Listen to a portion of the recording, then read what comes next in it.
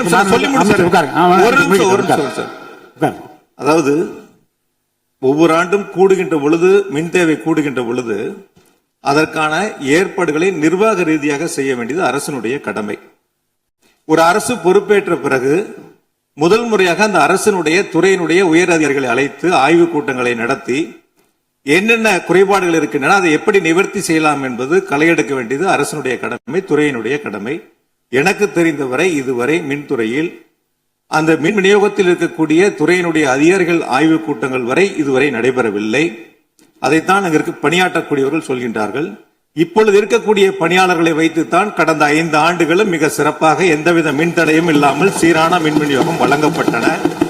எனவே கடந்த காலங்களில் இருக்கக்கூடிய குறைகளை தொடர்ச்சியாக ஒரே கருத்துக்களை முன்வைப்பதை விட இந்த அரசு துறையினுடைய அதிகாரிகளை அழைத்து ஆய்வுக் கூட்டங்களை நடத்தி கடைமுறை வரை மின் விநியோகம் சீராக எடுத்து செல்வதற்கான முன்னெடுப்புகளை எடுக்க வேண்டும்.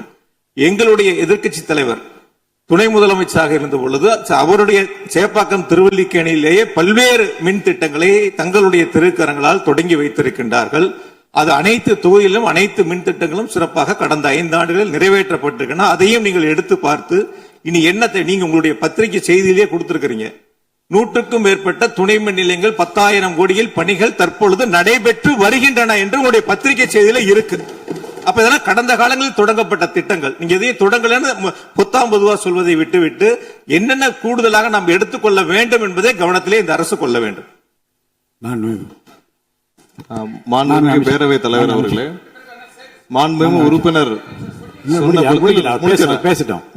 மாண்புமிகு உறுப்பினர் சொன்னப்ப சொன்னாரு அறிவிப்புகள் நிறைய செஞ்சிருக்கோம்னு. கடந்த ஆட்சியில் அறிவிப்புகள் மட்டும்தான் செஞ்சிருக்காங்க, எதையும் செயல்படுத்தவில்லை. அது இல்லாமல் அவர் சொல்லியிருக்கிறார் நாங்கள் அது சம்பந்தமாக வெள்ளை அறிக்கை 2 நாள்ல வெளியிடுவோம். நீங்க அமைதியா இருக்கலாம், 2 நாள்ல அது சம்பந்தம் வெளியிடுவோம். அது இல்லாமல் 90,000 டிரான்ஸ்பார்மர் வாங்கியதாக சொல்லியிருக்கிறார். அதில் 44,000 டிரான்ஸ்பார்மர் வாங்கியதற்கான சிபிஐ வழக்கு பதிவு செய்துள்ளது. அதுல அவங்க வாங்கின லட்சணம், எந்த லட்சணத்தில் அந்த டிரான்ஸ்பார்மர் வாங்கப்பட்டது அப்படின்னு தெரியும். அது இல்லாமல் அதற்கு முன்னால் இருந்த மின்சாரத்துறை அமைச்சர் அங்கே அமைதியா உட்கார்ந்து இருக்கிறார். முன்னால் இருந்த மின்சாரத்துறை அமைச்சர் அமைதியா உட்கார்ந்து இருக்கிறார்.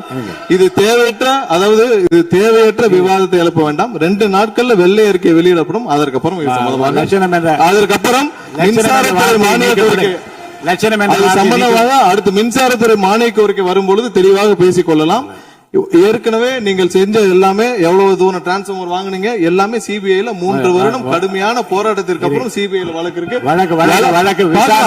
எல்லாம் விரிவாக மின்சாரத்துறை மானிய கோரிக்கை எப்ப பேசிக்கலாம். 2-3 நாட்களில் வெள்ளை அறிக்கை வெளியிடப்படும். அப்போ பேசிக் கொள்ளலாம்.